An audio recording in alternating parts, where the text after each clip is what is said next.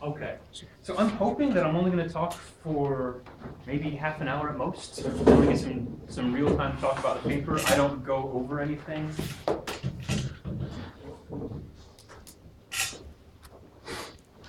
Okay. Did I bring that? Okay.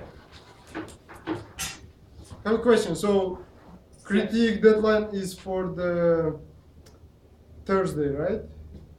No, it was for So No.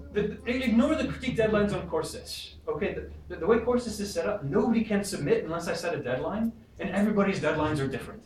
So ignore the deadlines on courses. Whoa, wait, I thought it's the target, like Thursday one. Well, it was on Wednesday. Okay. The deadline for critiques, if you look on the critiques page, which also has a wonderful description of what a critique should be. We had the same issue. We couldn't access critique. I couldn't upload my web pages for my other class earlier, like yesterday too. It was just a pain. There was actually an issue there. The template wasn't available, so if you already turned one in and you didn't follow the template, that's okay. But there's a LaTeX template here, and there's an example critique, which is great to follow. You should follow this example because it's good. It helps focus you and direct you in terms of what you're trying to do. It's 4 pages long. It's like a mini paper. Most of it is discussion of, oh, hey, it would be nice if you do this or that sort of thing, and it's it doesn't mean you want to write 4 pages. I don't want you to write 4 pages. I don't want to read 4 pages of your critique. No offense. No. Yeah, I said 1 to 2 pages. 1 to 2 pages. But there's a good example there. Follow the example. It's going to be helpful. 1, for helping you figure out what should go into a critique, and try to analyze things, and 2, to keep things consistent. Okay. How did you get Catherine McKinley to make you a critique? So, she actually did a lot of collaboration with my old institution, Okay. and I've gotten this material from there, some of it. Okay. The general format of doing the critiques in this way and the presentation stuff is a format that I found works really well. Mm-hmm. And so I've inherited a template. It's old. Yeah. It's old. Yeah, no, I didn't get this like Thursday, Yeah. which would have been cool, but what am I missing? So the deadline for critiques wasn't the Wednesday as a course is said? The deadline for critiques is midnight before the day they're presented. Yeah, so yesterday midnight for today. Now, I'm not going to be uptight about it this week, right? Because apparently not many people actually went and visited the critiques page or visited the presentations page, and you should, right? So this week, I don't care. And if there are 2 presentations in a week, then you write 2 critiques? No, 1 critique a week, or presentation, critique or presentation. So you've got 1 thing to turn in every week. I feel like the Thursday critiques can be more. This week, I believe that's true. Maybe next week it won't be. The reason it's due midnight before is because 1, I don't want you staying up all night trying to read the paper, which I know as someone who was a grad student and had got a few critiques early this morning, that people did that. That's rough for some of these papers. I mean, this last paper was probably a rough read. It's not as clearly written as other papers. Yeah, they were actually, compared to the one that you presented, this one was really difficult. This is the issue with conference papers, is that they're not polished. I mean, they're polished enough to get in. Just enough to get in. That's it. They're not polished any more than that, because there's no incentive to. Journal papers are polished a little bit more, and things that are in books are polished even more than that. So that's part of the skill set that we're going to be building, especially for those of us who aren't as senior, will be figuring out just how we deal with this mess and make something useful of it. Right? That's the goal. Okay, I do have a few critiques to hand back. And this time through, I'm being a little bit more of a hard ass on, grammar and just kind of pushing people into the format and whatnot. I'm not going to care as much about grammar as things go on because I think things are going to smooth out, right? We're still missing one. Yeah. That's. But was he here? We've got the one person who's been absent so far, who's supposed to be back in the country now. Nivedam? He will be back on Thursday. Thursday. Oh, okay. In that case, I've got his critique, but he's not going to see it. Okay, cool. Yes, we're already late. So for two of you in the room who haven't signed up for, 3 of you in the room who haven't signed up for a paper yet, let's maybe get that. Pick one. Yeah, absolutely. That's the next thing on my list because we've got 3 papers that don't have a representative. So I'll get the testing one. Okay. Oh, no. You want January 27th. All right. So you know what I'm going to do? Oh, sorry, no, not that one. That one. I meant February, the February one. February 17th? Because Okay. of the region. February 5th. February verification. 5th. Okay. So the verification one. Yes. Okay. So this one is a static analysis one, and we'll even see it mentioned in some of the slides I'm going to show you today, really quickly and hopefully soon. So you're looking at ESP February 5th. Okay. I'll just write it down. Yes. I can take next Monday. Excellent. Okay. I think next Monday is actually easier than some. That's what you always say. Yeah, that one, the next Monday was easier, but so close. I submitted one critique one day or so. You submitted a critique? Yeah. Where? I mailed it to him. I got a reply also. Did you? Oh. Oh, this is yours, not his. Okay, sorry. I associated it with him, and I didn't. Okay, sorry. Okay. Yes. Okay. I actually filed it under his name without. Not fair. Okay. Yes. I better change that then. You probably want to get credit for that. He's happy. The guy who's not here. Okay. So you were on February 5th. You wanted the test case generation, then congratulations, you're getting proofs from tests. It's going to be a somewhat challenging paper. I don't expect everybody to understand what's going on in that one. We're going to have to tear through that one in class a bit. Well, it's after reading week, so I Wait, have but the wait. whole week to read the paper. Okay. I like that thinking. Okay. You have 2 weeks to feel bad about not reading the paper. Yeah. Look, again, presentation slides also due the night before. Mail to me the night before. Just to, yeah. Okay. Good. That's sorted out then. Okay. So again, you've got a project to do on Thursday. Questions? So surprise test is not very good one. I have. Surprise test? Which is the 1 week you scheduled it before? So Papers are the paper thing? no, we're talking about project, Project. Oh. and the project came with tests.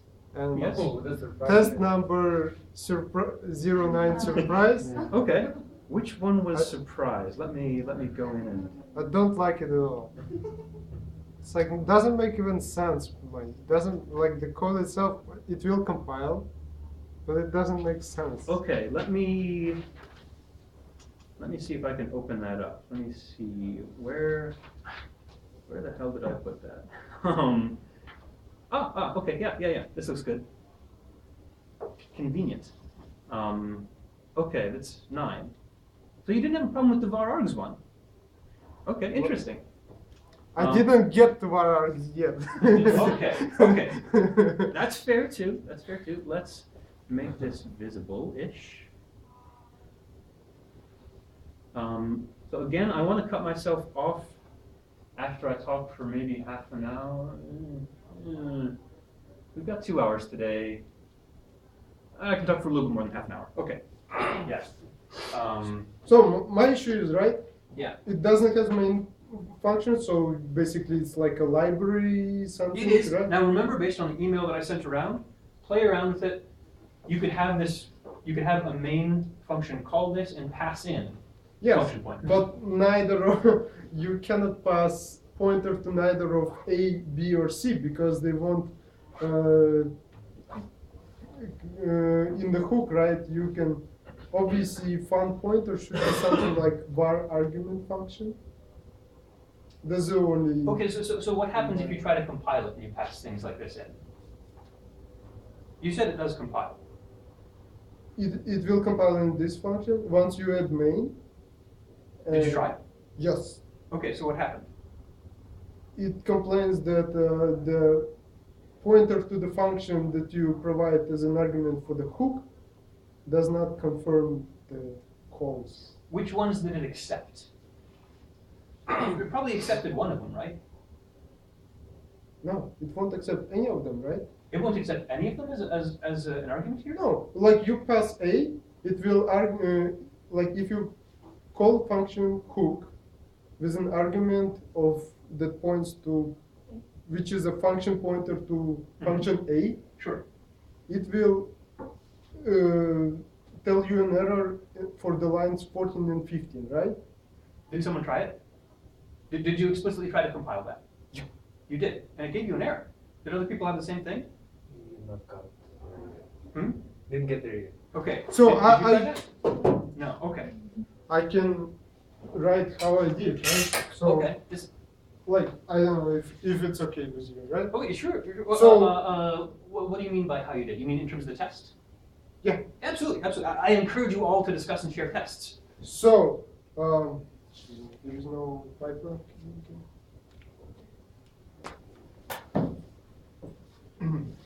So, let's think about it, right? We have, we will create function main, and, well, obviously, main, and then we will create a void pointer to the function. But you, Something like this. you want to create a function pointer, not a void pointer. They're incompatible. Function pointer. So you have to make sure that you have parentheses around a star. Otherwise, it's an invalid type conversion in C. Just around the name and the asterisk. Sorry. Yeah. Yeah, so you create Okay. some function pointer, Sure.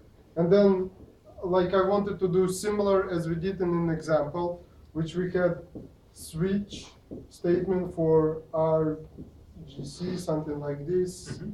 and then B equals, well, you know, case, Okay. and B equals A, B equals C, and B equals B, C, something like this, Sure. right? Similar like we did in an example. And then you do call hook, providing B as an argument. So, because this one is, this decision could be only made during the runtime. Right. The, So it's not optimized out. yeah, my idea was that then for B we would be considering either A, B, or C, but this code will not compile. That is in well, part of that makes sense. So some of these shouldn't compile, right? But some of them should, because at the Neither. very least you have fun pointer here, which is the exact A, which is the exact same type as this, right? Yes, So that should type check. but then you do find pointer if you will put A and That's it not a doesn't. problem though. That compiled just fine, right? When you compiled this on its own, having no arguments wasn't a problem there. It was not a problem because we don't That know is, the function. oh, okay, let's actually try that. That's intriguing to me because that means it's doing non-local reasoning on type checking. So Which- another thing, I use GCC for compilation. Okay. Oh, no. Clang, sorry, I was using Yeah, Clang. it doesn't work with only GCC. I was using Clang. Okay, Sorry. interesting. Let's just do a quick. Okay, this is worth actually taking a few minutes out of the stuff I'm going to show you. We're going to finish up dynamic analysis. I hope that's 5 minutes. We're going to finish off a brief intro to testing. I hope that's another 5, maybe 10 minutes, maybe. And then I'm going to show you how to do stuff that's going to be part of your project too that I release on Thursday. Maybe we actually want to show that. I didn't make the slides for that. I'll put up some slides of my own a little bit later, but the ones I'm going to show you are the best ones that exist pretty much anywhere at this point. Far better than the stuff that I learned from. Okay, so let's say hook, and we're just going to pass in A, right? Just to be succinct about it.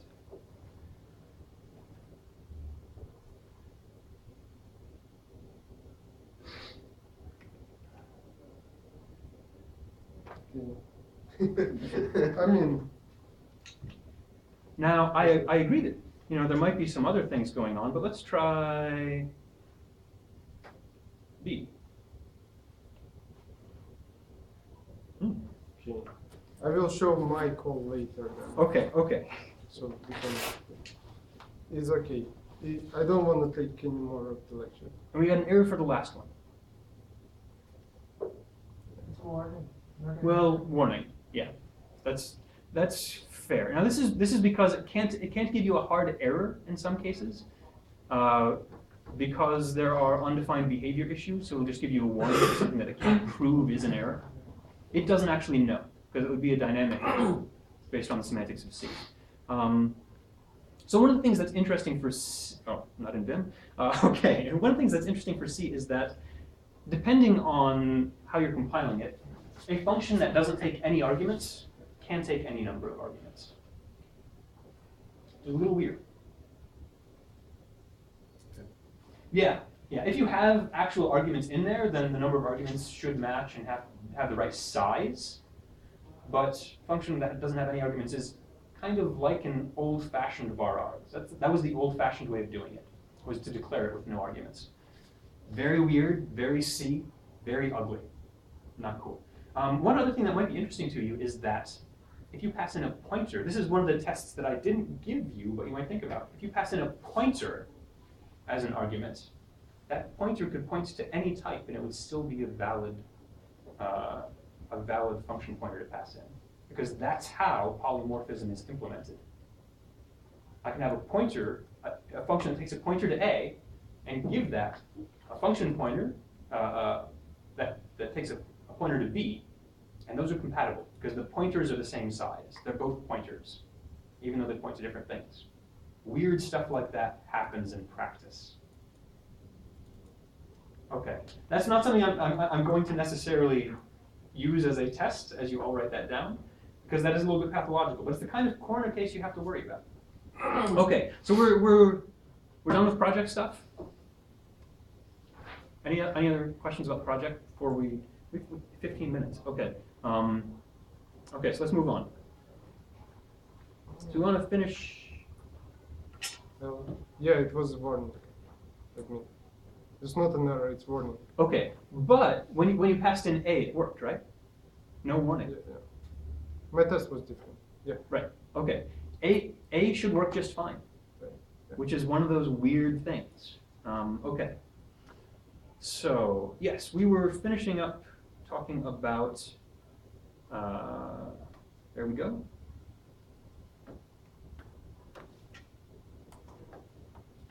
Okay, let's see if I can.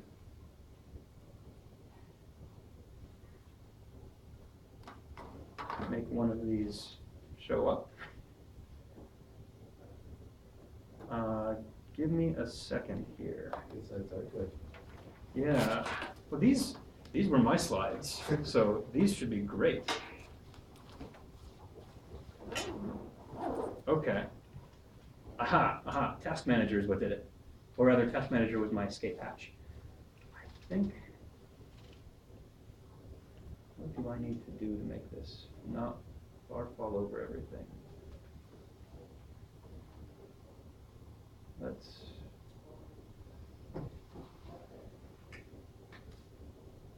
No? Okay. Okay, yeah. My presentation program crashed, so I will have to open each slide again as I come to them. I hope you can all deal with that. Okay.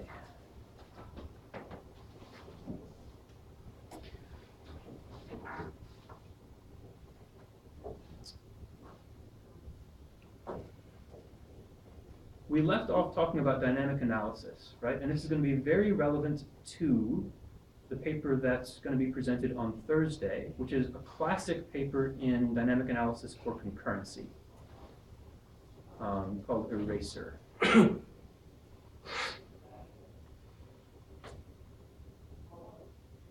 And some of the techniques that are used in that will be discussed shortly. Okay. Let's give this another shot. maybe.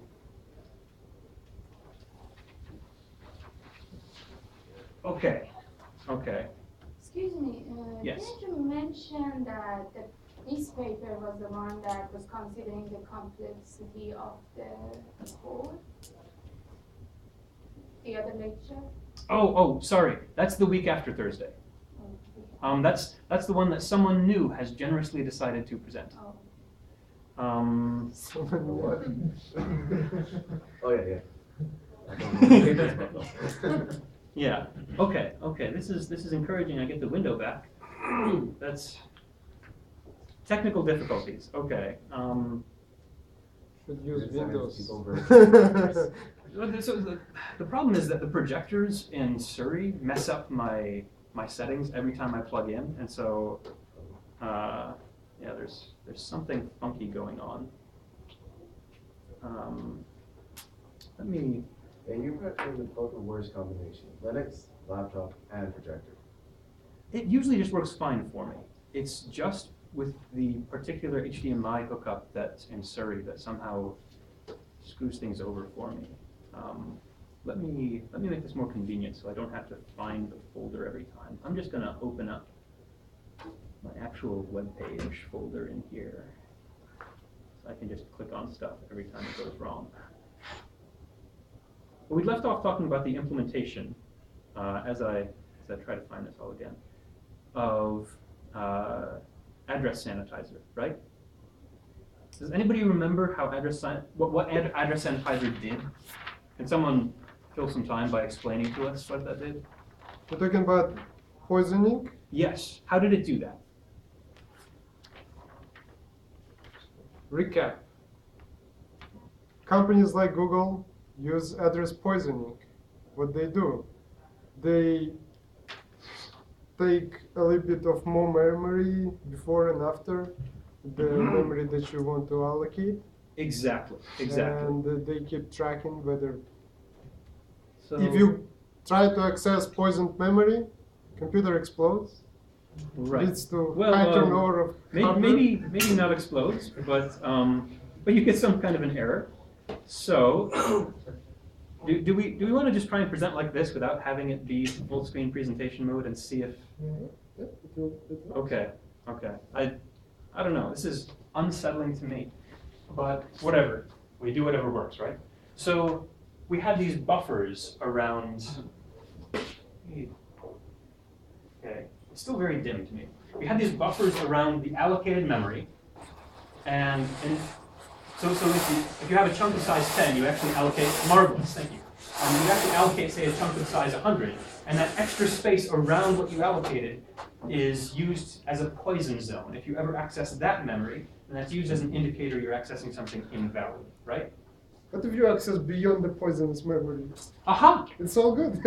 Yes, actually, yes. That's one of the shortcomings of this. However, in practice, this is way more efficient than tracking that any space, and it's also very, very easy.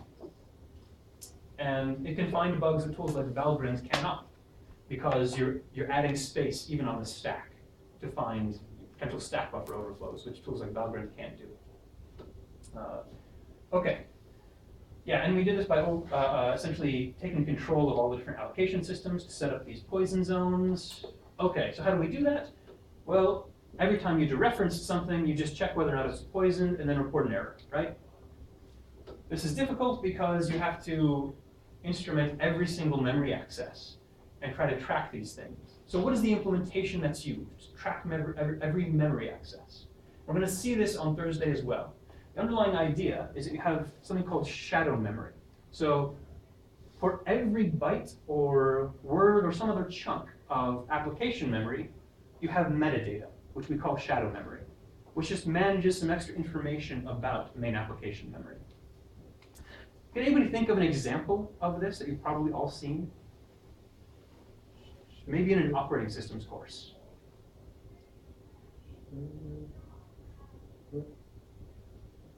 So in an operating systems course, you might have all of application main memory, right? And you have some metadata. Paging, right. Page tables are an example of shadow memory.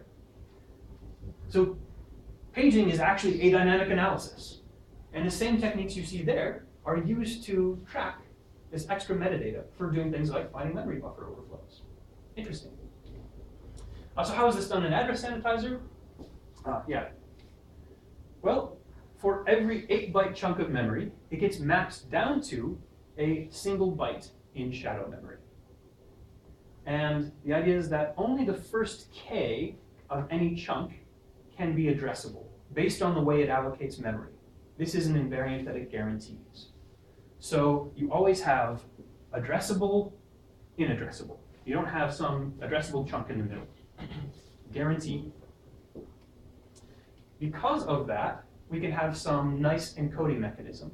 So if all 8 bytes are unpoisoned, the shadow value is 0. You can access anything you want. It's always safe. If all 8 bytes are poisoned, the shadow value is negative. Pretty easy indicator. And if the first K bytes are unpoisoned, then the shadow value is K. You might notice, well, shadow value is K. You're using a full byte to encode this stuff. I mean, there's a lot of wiggle room in there. So you can change these parameters in different ways. They'll give you different amounts of precision, different amounts of memory overhead involved with the underlying system. Where is this K value stored? In the shadow memory. So that's, instead of having, a page table, you've got every address in memory is, every 8-byte chunk of memory is mapped down to a byte inside your shadow memory. And that's it. Yeah, so a simple technique, right? It's just a lookup table for this extra data. But this underlying technique is common enough that it's got its own name in dynamic analysis. It's pervasive. But the previous slides show that it used to cover the poison memory on both sides, like extra memory. But as per this implementation, if the memory is starting from one side of the, then it may not take care of the extra space on the left. Anybody agree or disagree? Can you say why? How can we get around that issue? Memory block before is also shadow memory? Yes, this is also in shadow memory. This might be where your allocation starts, right? So this is all your allocated memory there. Right. Or this indicates the poisoning of the allocated memory, rather. But if this memory is before your allocation point, this is also going to be shadow. That can be one case, but there can also be a case where it starts from that point itself. So No, that's what they do. They control the allocation. So they add K+1 in that case. Like they'll add one more extra. They ensure that the memory address returned when you try to allocate memory aligns at this boundary. That's their trick. By guaranteeing that invariant, by controlling the allocation system, they're able to guarantee this invariant. So you never have that case. You can just poison this chunk of memory beforehand, and you're fine. Satisfied? Awesome. Okay, so they got the 64-byte shadow memory, or shadow mapping, and this means they pre-allocate a huge block of memory, and they can just use some simple shifting and arithmetic to find out what things map to inside the shadow memory. Right? Given some address, where is this in the shadow memory? Because it's efficient, there isn't too much extra overhead on top of your memory access. The shadow memory itself must also be poisoned. Why is that? First of all, does anybody know what I mean by the shadow memory itself must also be poisoned? As in they shouldn't access that memory? Yeah, they shouldn't access that. So the range of memory addresses that contain the shadow memory need to map down to poisoning inside the shadow memory itself. It's kind of self-referential. This is because you don't want them to access the shadow memory. If they're able to access the shadow memory, then they can corrupt it and corrupt your analysis results. Yeah, so that's all this is saying. Okay, and that's everything to do with dynamic analysis. We're done, and it only took more than I wanted to. Okay, so that's this. Let's get on. We're already half an hour in. Okay, we'll say 5 to 10 minutes on testing still. Then I'll tell you the stuff for project 2.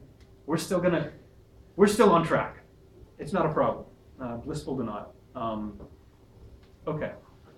Any questions about this before we move on? You're going to see this come up in the eraser paper.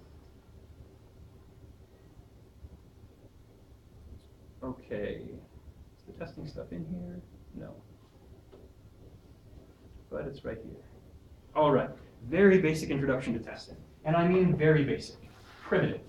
I'm not going to go into the details of testing. I'm just going to give you enough so that you can start to understand the papers we look at that deal with testing. Understand why they're interesting or relevant. That's it. If we want to look at more details of testing and whether or not testing is good, ways of testing well, we can do that, but it's not planned right now. Okay, so what is testing? Underlying idea is that you've got some input, you've got your program, they produce some observable behavior. Maybe this is output, maybe this is interaction with some other system, some observable behavior in some way. And based on that observable behavior, you have an oracle. And the oracle is what says, this behavior is what I expect for that input or not. If it's what you expect, that's great. Your test passes. If it's not what you expect, the test fails, right? Basic premise, I think everybody's comfortable with that, right? And this is essentially the way that people ensure software quality.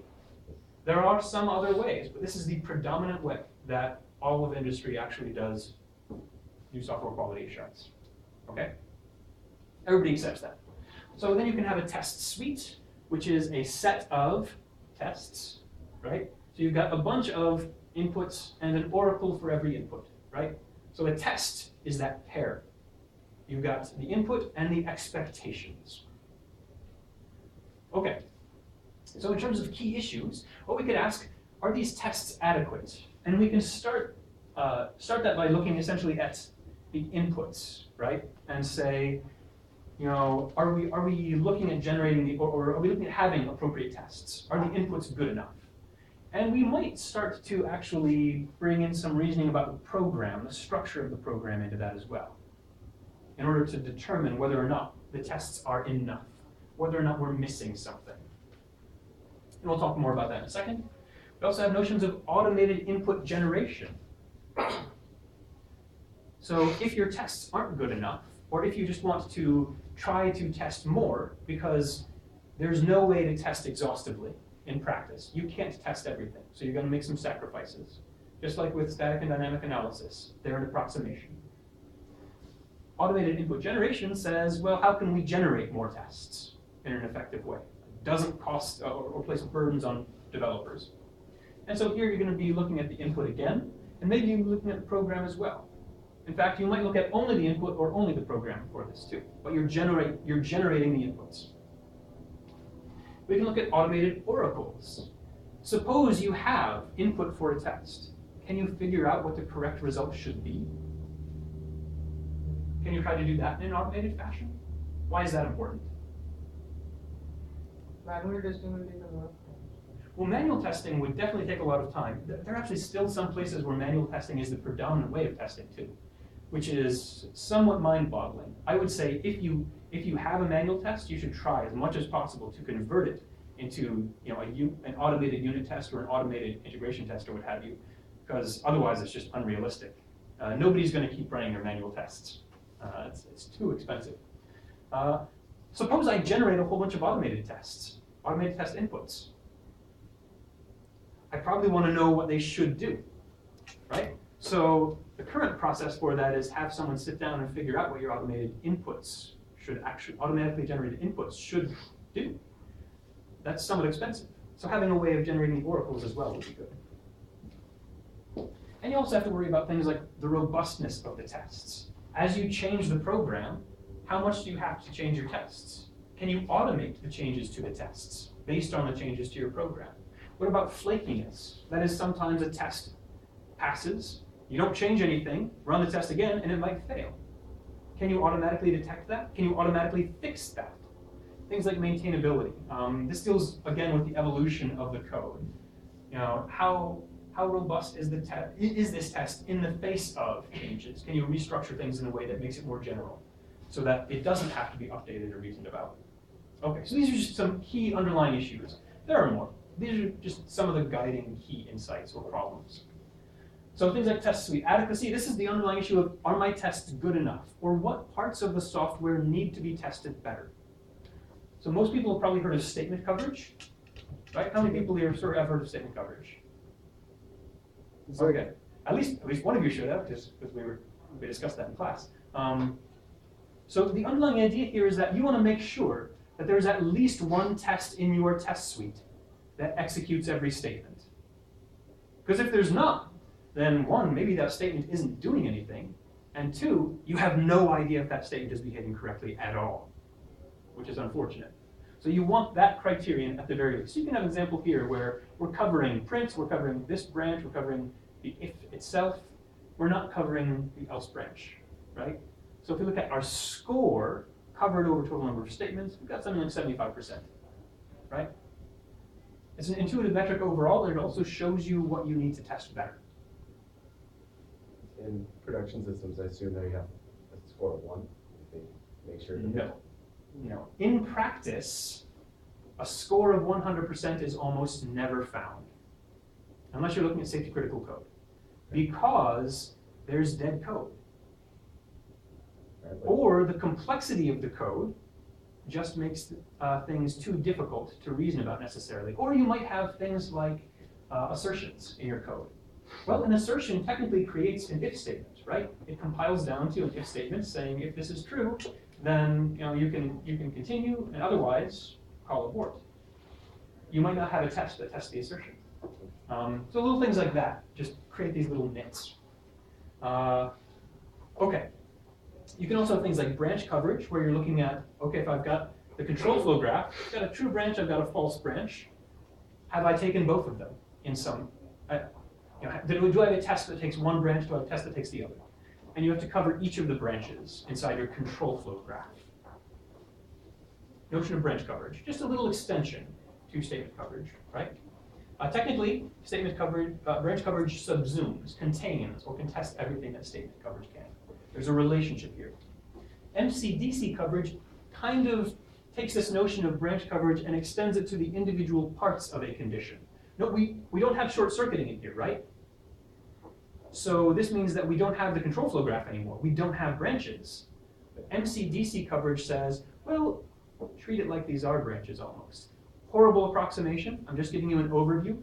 It just tries to look inside the condition and provide some better logical coverage of this. Okay? This is very common inside safety critical code. This is where you might see a requirement, say by NASA, that you do have 100% MCDC coverage. In practice, most code doesn't have that though. What is MCDC stand Modified condition decision coverage. Again, rough approximation is like, it's like branch coverage, but for things that don't necessarily branch. Okay, and now technically all of those might miss things like, well, you're taking all the branches, you're covering all the possibilities of logic, but some value leads to an incorrect result, even though it doesn't affect the logic of your code. So there's a more generalized notion of mutation coverage, which says, I'm going to empirically test how well I can find bugs by injecting a whole bunch of them, creating variants of my program, each with one bug injected, and see whether or not my test suite can find every one of these variants. We've got a paper on this as well. This is much more and more popular. It's more expensive than statement coverage, more expensive than branch coverage by far. One of the research areas here is how to make it efficient. Because you've got all these variants, and you have to figure out whether or not your test suite kills each of them. So run your test suite times number of variants. Very expensive. And notice here, it's number of covered or killed bugs, the number that you can detect. Instead of number of total mutants, it's the number of non-equivalent mutants. It might be the case that you create a mutant of your program, something that looks like a bug. Technically, it's guaranteed to behave the same way as the original program. So you got to be careful about that kind of thing too. Okay. There are other types of coverage as well. So we look at generating inputs. Well, simplest way might be to generate all possible inputs, right? Except that's not feasible, right? There's an infinite input space usually. So you're not going to be able to do this. You might sample from all possible inputs instead, saying, I'm going to take 100 of them. Or maybe I'm going to take, however are within this time bound. And this is often called fuzzing.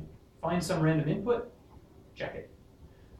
You could target specific goals, like I want to find a test that goes through this statement.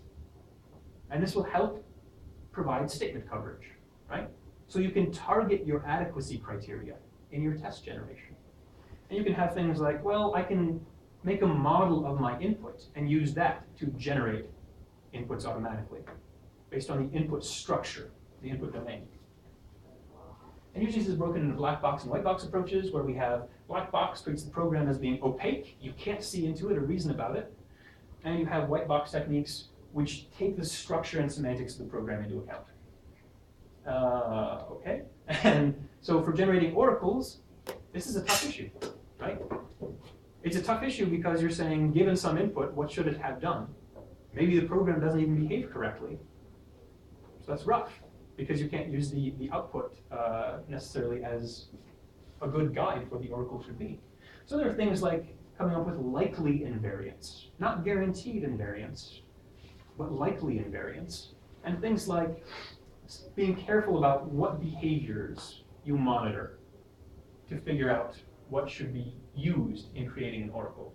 It's a very hard and open problem. People have only started digging into this because it's heuristic based. It's based on the empirical structure of things that exist rather than things that are general. There are lots of interesting problems in here, things like random testing, test weight adequacy, test weight minimization, test generation, oracle generation, test maintenance, performance testing, field testing, power testing, test prioritization. Maybe you don't want to run your whole test suite every time. Find some subset that works just based on changes that happen.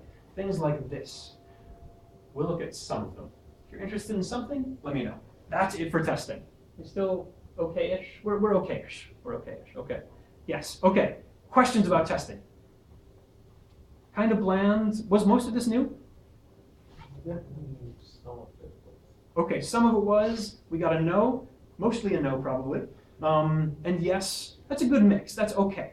I'm not looking for this to be exhaustive. I'm just getting us up to same page, basically, at this point. We'll read some interesting papers. But like reality tells different, right? Not always we can do proper coverage. Not always we can do test automation. Oh, and, I would absolutely agree. That's why it's a research problem. Like you have a startup, you don't have enough time to test whether it's working. I think that's better motivation. I think that says you don't have time to test, so use some tool that does it for you automatically. That's the goal. Okay. That's the goal. Yeah, yeah. I think that's a much better motivation for the problem. I would also say that if you have a startup, not testing at all is a good way to make the startup not work. Testing too exhaustively is also a good way to make the startup fail. But not testing at all is a good way to make sure that you don't have a usable product. Where does formal verification fall into that? We will talk about this as well. We've got a few papers on that. So we've got one end of the spectrum, which is testing, which says, I think the program behaves correctly a lot of the time, or it does have the basic functionality I want with a certain amount of confidence. Yeah. And the notions of adequacy are what you use to gauge your confidence. Formal verification, on the other hand, is a proof. So it's a hard proof that says, with respect to a certain property, my program is correct. So maybe my program never crashes, or I never divide by 0. So you're coming up with a hard proof, but a hard proof about a limited property.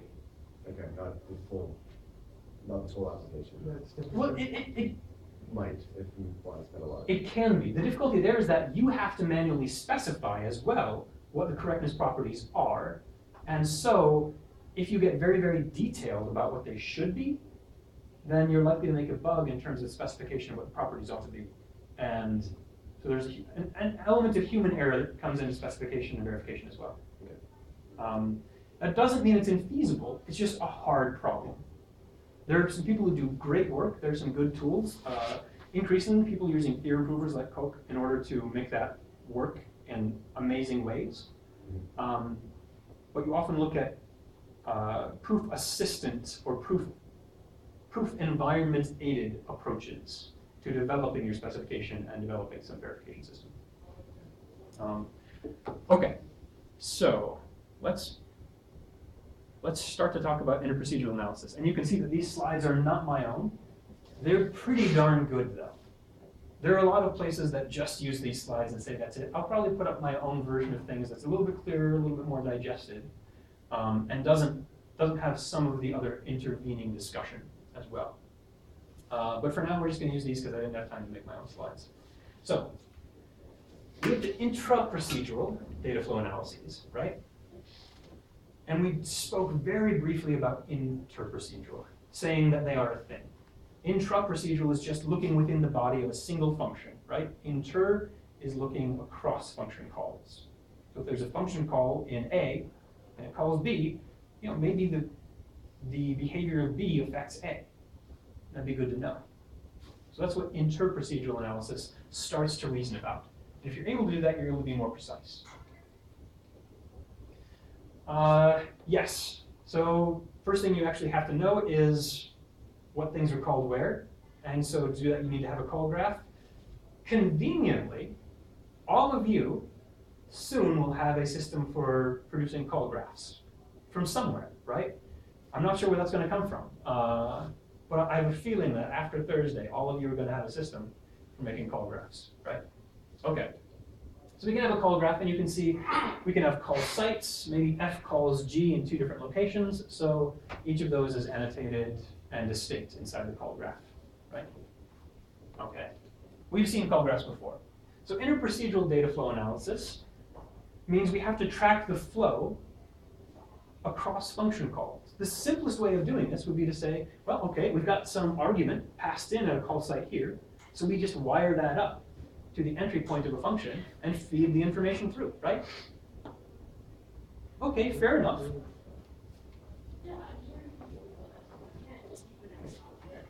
And that seems to be working. But we mentioned there's a problem, right? And there's a problem you can see on this graph. It's big. It does get pretty big. This is true. There's another problem. What, branches? I would say the issue is that we've got a call here, and it enters, and it exits down here, and we see flow down to 2 different locations, 2 different return sites. And we've got a call down here, and it enters up here, and the information flows to 2 different return sites. Now up here, we know that the argument is x, and down here we know the argument is x plus 10. That behavior will affect the behavior of the function. The problem is that the inputs from both call sites are merged, and so we're over-approximate, right? We don't know whether x is less than 10 or less than 9 or greater than 9 up at this point because we've merged the information from the 2 call sites. And that is why we don't want to do this. We want to be a little bit more precise. So we have to be a little bit more distinct. So any ideas? How could we, okay, an example, I'm not going to walk through this, especially since all of the little things are kind of overlaying each other. I'm going to have something eventually that's a little bit clearer that I put up online. But you've seen the data flow stuff, right? You know how data flow works. This is just applying data flow to the same graph. So you can see the merging at the top. Clear? Okay. So how can we address the fact that we're merging these facts at the function entry? An idea? Any idea? Copy the function. Yeah, copy the function. So another way of putting this is inline everything, right? Inline all function calls. This is not great. However, some people do it. In fact, I've reviewed some papers where people say we just inline everything. It's not a good approach. It's not the right approach either. Why isn't it a good approach? The size will be very. Yeah. So even if you just have a whole bunch of functions that, let's say you've got A, which calls B twice, B calls C twice, C calls D twice, and so on, you've got this combinatorial explosion, right? So that's just pathologically insane. You don't want to do that. So we could just copy everything, but it's ridiculously large. And you could have recursion as well. Not so good. So what can we do? Versioning? Like every call, like versioning, we're gonna check how much each statement was called. No? Like, okay, so for example, statement A less than 9 was called twice at the something like this. Okay, this isn't a bad idea. I think the notion of versioning is the right idea. I would frame it a little bit differently. What do we want to disambiguate in this method? Well, we want to disambiguate this call site from this call site. So when you say versioning, how should we version them? Based on the call site. Based on the call site. There you go. version them based on the call sites. That's reasonable to me. Issue? Yeah. Discussion? No, discussion is good. No, I just. Okay. Okay. Yeah, so we can make a finite number of copies, the versions, and we use the context information, the call site, in which to disambiguate them. And so this is what we call a context-sensitive analysis. Now, the notion of what you use to make the versions can differ. You might not have to use the call site, and different levels or different ways of versioning them will create different approximations. You'll end up combining different sets of potential dynamic function calls. And that will determine how you're making things, how you're disambiguating things, how you're approximating. So the most common way is usually to use the call site. This is an approximation of the call stack. Yeah. So there is, I should be careful here. Technically, there's something called a call string, which would be a sequence of active call sites. So maybe A calls B calls C, and that's different than foo calling B calling C. So maybe just the call site isn't enough, because C doesn't just depend on B calling it, but depends on the caller of B, right? So it's a little bit more than just the call site, potentially. Yeah, it's an optimization over inlining. It is. Basically, yeah. It's the same output. Yeah, yeah. No, not exactly the same output. You are approximating. It's not as precise as inlining. Yeah. Because you are merging some calls, right?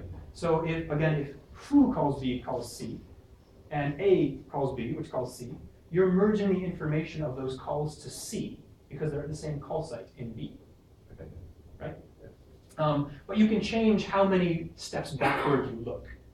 And that's usually called the degree of the calling context sensitivity. So you might have, 1 CFA or 2 CFA or something like that. We'll talk about that in a moment, though. Okay, so we have an example here. We've got main, which calls P, which calls Q. Well, main calls P in 2 different places. So we've got a context 1 on line 1. We've got a context 2 on line 2. And both of these call context 3, or call Q, rather. Sorry.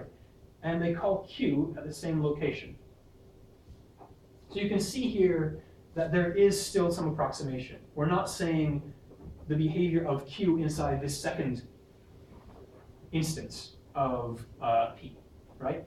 We're saying Q is only ever called on line 3, so we coalesce on that call site. We combine or abstract over all calls to Q on that call site. Because Q does not depend on the context. It could, either though. one. It could. It could, and It we could. still will do this? We'll still do this because it's an approximation, right? We have to draw the line somewhere. All right. So the question is just where you draw the line. Okay. If we look one further level back, then we would disambiguate even more. So this would be a 2-level context sensitivity, right? And it would start to be more like inlining at that point. But if we had something else called main, then we could, it just, how far you look back is limited things. And usually you'll never go more than 2 because it just doesn't scale. Why does P have 2 different contexts? Why does P have 2 different contexts? 2 different call sites in main. That's it. It's called in 2 locations, it's got 2 contexts. Right? Fair enough. Yeah. And they're exactly the same, no change. Well, they're different. They're intrinsically different because one happens after the other. So changes that happened because of this call to P could flow into the second call and affect its behavior. And so the flow of the program is better captured this way. Reasonable? Okay.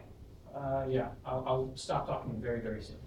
Okay, so now we can see a Fibonacci example here where, okay, this is kind of a basic notion where if we have 0, a 0-degree context sensitivity, right, then we're over approximating all calls. We're just using the original context insensitive approach. So a call to Fibonacci on line 2 within itself is just going to go back to the entry point. And on line 3, it's going to do the same. right?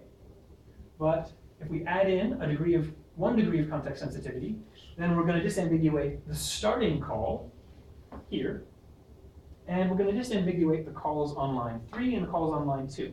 Note that this means that all of the calls coming out of 1 no longer look recursive, right? We're making calls to other functions. But inside 2, well, the fib function can call itself at line 2, so we see some recursion there. It can call itself on 3, so we see recursion here. But when the context of 3 for fib calls fib on 2, it looks like it's calling a different function, right? So you've got mutual recursion instead of self-recursion, right? So you're over-approximating strictly based on the call site. You can think of it as just adding a little tag on every function's name that denotes its call site. Okay? Question? No, I think. Okay. I realize I'm using someone else's slides and going through them bloody fast. Okay. And you can continue disambiguating. One more step down, right? And so you can see at this point, again, no more recursion. But when we have calling 2 degree control flow sensitivity, then we push things down to another level, right? Okay. And you can use other contexts. You can ignore the call site and just look at which function was doing the calling. So if A calls B twice, then those are viewed as the same, A calling B. So that's just the call stack, essentially, instead of the call site. You can look at things like object sensitivity. So if a method, M, is invoked on an object, then even if they're coming from the same call site, if it's invoked on a different object, it could be interpreted differently. A little weird. Also useful. Applies more inside object-oriented programming languages. You can use something that we'll see in the ESP paper when someone presents it. Other combinations of these will affect the precision as well. So what does this look like in practice? Well, you're not actually going to copy the function. Why do that? The function is always going to be the same, right? It's just our facts about it that are changing. So you'll use a summary instead. This summary is just saying, okay, if I have a particular context associated with this function, here's the identifier for it, the name plus the context tag or what have you. That's my key for this information. And then you've got these other inflowing facts about what you've seen flow into it so far and how that affects the outflowing facts for that. And that's all you have to maintain for each individual context of a function. You don't have to copy the actual control flow graph or copy the function in any way. You can just maintain this summary that keeps track of what flowed in and what flowed out for the particular context ID for the function. Okay? And that's it. That's everything we're going to talk about here. You're going to use this in your next project, which will be exciting since we went over this really quickly. But again, use the mailing list, and I'll post some clear stuff online, and I will let someone else take over now. It isn't that much more than the code that I've already made available to you and the things you've already done. That's what I will say. Isn't that much more. Okay, ready? Yeah, sure. Okay. No break? 3-minute break.